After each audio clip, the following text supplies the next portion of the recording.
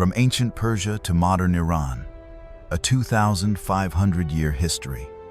A civilization conquered repeatedly by Alexander, by Arab armies, and by the Mongols, yet somehow Persian culture, language, and governance not only survived but shaped the very empires that conquered it. How? That's the story of 2,500 years of Iran. The word Persia conjures images of ancient empires. But here's what most people miss. The same land that built the world's first multicultural superpower also birthed the poetry that saved its language from being erased. This is how a nation reinvented itself again and again. In the next 30 minutes, we're going to trace Iran's journey from the ancient world's greatest empire to the modern nation it is today. We'll explore why repeated conquests didn't erase Persian identity. Instead, they transformed it. And we'll uncover the remarkable resilience of a culture that influenced everyone from Greeks to Arabs to Mongols. By the end, you'll understand not just what happened, but why Iran's story is one of history's greatest examples of cultural continuity through chaos. Before there was Persia, the Iranian plateau was already ancient. It hosted some of humanity's earliest civilizations, the Elamites, the Kassites, and others who developed agriculture, cities, and vast trade networks. The region's geography, towering mountains and arid plateaus, made it a natural fortress and a strategic crossroads between East and West, shaping its destiny from the very beginning. In the 7th century before Common Era, the Medes were the first to unify the Iranian plateau, establishing the first major Iranian empire. But it was their successor who would change the world. Around 550, before Common Era, a leader named Cyrus the Great established the Achaemenid Empire, one of the largest and most influential in human history. His innovation wasn't just conquest, it was governance. Cyrus introduced a progressive model, respecting the local customs, religions, and languages of the people he ruled. His principles were famously recorded on the Cyrus cylinder, often considered history's first charter of human rights. This multicultural superpower stretched from Eastern Europe to India, and its administrative systems became a blueprint that future empires, even its conquerors, would copy. This rising empire would soon clash with the burgeoning Greek city-states. The Greco-Persian Wars of the 5th century before Common Era, famous for battles like Marathon and Thermopylae, created a powerful East versus West narrative that still echoes today. But behind the conflict, it also sparked a deep cultural exchange that would shape both civilizations. Then came Alexander the Great. In 330, before Common Era, he defeated the last Achaemenid emperor, Darius III, and burned the magnificent capital of Persepolis to the ground. An empire that had lasted for centuries collapsed in just a few years. It seemed like the end of Persian civilization. But here's the hidden story. Alexander, the conqueror, began to adopt Persian customs, dress, and court etiquette. His successors, the Seleucids, ruled their new territory using the existing, highly effective Persian administrative systems. The conqueror was already being influenced by the conquered. After the Seleucids, a new Iranian power rose, the Parthian Empire. For nearly 500 years, from 247 before Common Era to 224 in the Common Era, the Parthians controlled the vital Silk Road, standing as a formidable rival to the Roman Empire. They blended Greek and Iranian traditions, proving that a distinctly Persian identity remained politically powerful. Following the Parthians, the Sasanian Empire rose, marking what many consider the absolute peak of ancient Persian civilization. For over 400 years, the Sasanians stood as one of the two great superpowers of the late ancient world, locked in a centuries-long struggle with the Roman and later Byzantine empires.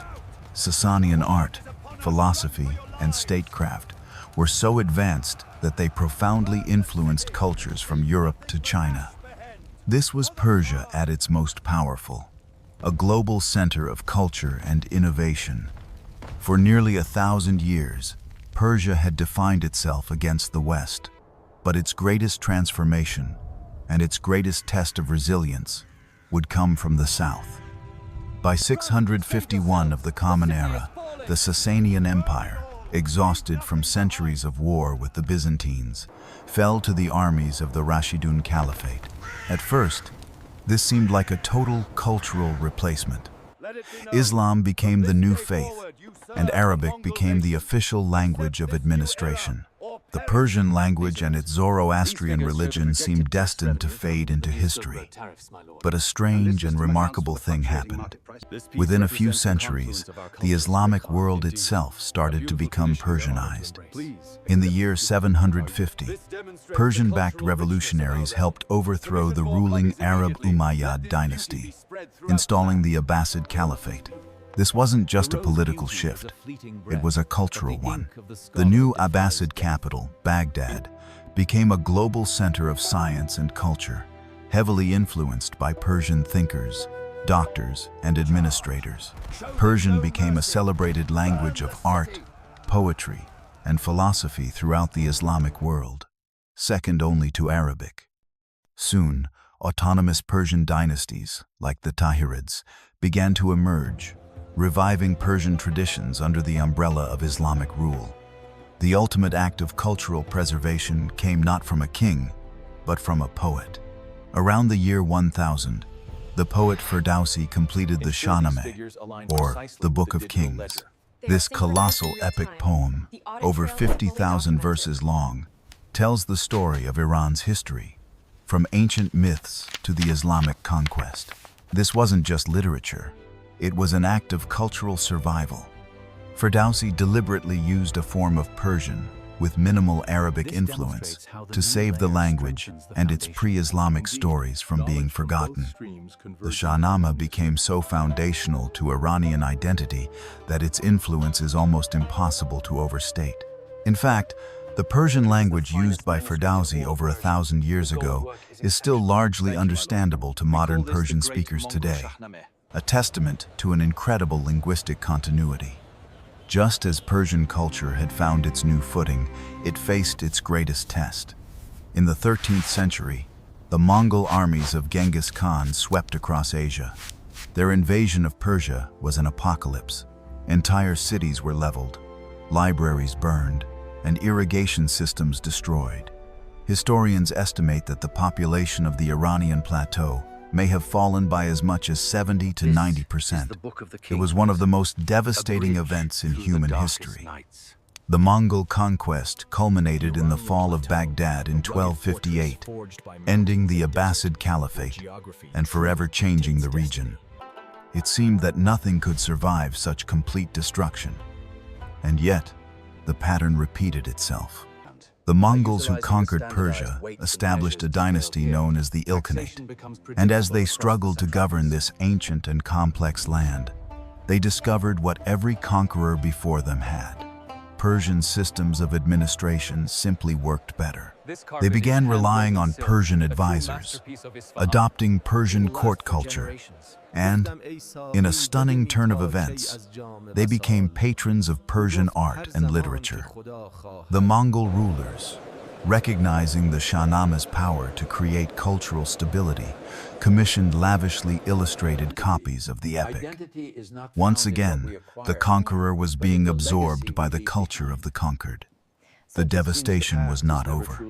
In the late 14th century, another conqueror, Timur, or Tamerlane, carved out an empire with brutality that rivaled the Mongols. His invasions brought another wave of destruction, leaving cities in ruins. And yet again, Iran faced potential erasure, and yet again, it survived. So how did it survive all this? How does a culture endure the Greeks, the Arabs, the Mongols, and Timur? The answer lies in a few key factors. First, Persian administrative systems were just too effective to replace. Conquerors quickly learned it was easier to adopt these systems than to build new ones from scratch. Second, Persian language and literature, especially the Shahnameh, were seen as culturally sacred. a unifying force that even foreign rulers respected and used. And third, the region's geography, with its isolated valleys and plateaus, allowed local cultures and traditions to persist, even when central governments collapsed. Each conquest transformed Iran, but it never erased it. Islam didn't replace Persian culture. It added a new, powerful layer to it. The Mongol invasions were catastrophic, but they ultimately led to a new flourishing of Persian art under the Ilkhanate. This history explains modern Iran's complex identity, a nation that is deeply Islamic, yet at the same time profoundly proud of its pre-Islamic Persian heritage. These are not seen as contradictions, but as layers of one of the world's oldest continuous civilizations. As we look back on this immense history, 5 essential lessons stand out. 1. Civilization is not the same as empire. While Persian empires rose and fell, the underlying civilization, its language, its ideas, its systems of governance endured for millennia. 2. Resilience comes through adaptation. Rather than rigidly resisting, Persian culture absorbed and reshaped foreign influences from Greek philosophy to Arabic religion to Mongol art, while always maintaining its unique core. 3. Language and literature are survival tools. The Shahnameh did more to preserve Persian identity than any army could have, proving that ideas can outlast empires. 4. Geography is destiny. The Iranian plateau's position as a crossroads made it a target for conquest, but it also made it an indispensable center of trade and culture that conquerors had to invest in. And 5. History is about continuity through transformation. Iran changed dramatically over 2,500 years, but it never lost the thread connecting it to its ancient past. If there is one key insight to remember, it is this. Conquerors from Alexander to the Mongol Khans didn't entirely destroy Persian culture because they discovered it was too valuable to destroy. They realized they could rule more effectively by adopting Persian methods than by replacing them. What this history reveals is that civilizations aren't just defined by who conquered them. They're defined by what they contribute to the world that becomes irreplaceable. Iran didn't survive 2,500 years because it always had the strongest armies. It survived because its poetry moved people, its systems of governance worked, and its culture offered powerful answers to universal human questions about identity, justice, and meaning. Today, when you hear about Iran in the news, remember the depth of this history. You're seeing a nation descended from Cyrus the Great's multicultural vision, from Ferdowsi's preservation of a language, and from centuries of people who chose to adapt rather than disappear. That resilience, that refusal to be erased, is the true story of Iran. Understanding it gives you insight into how civilizations actually endure, not just through dominance, but through influence. The story of Iran challenges the simple narrative of East versus West, showing us that the boundaries between worlds have always been fluid, with a constant exchange of ideas and practices. And it reminds us that the nations we see on modern maps carry within them thousands of years of complexity that no single conquest or revolution can ever fully erase. For those interested in exploring this topic further, I've linked some excellent books and resources in the description below.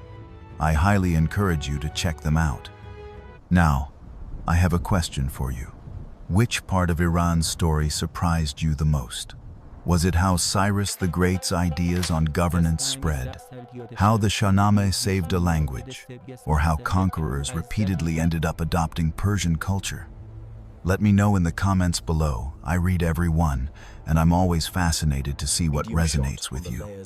And if you want to see a deep dive into a specific era, like the Achaemenid Empire or the Safavid dynasty, tell me in the comments, and I'll get to work on it. Thank you for joining me on this 2,500-year journey. If this video helped you understand this incredible history more clearly, please like, subscribe, and share it with someone who would appreciate learning about one of the world's greatest and most resilient civilizations.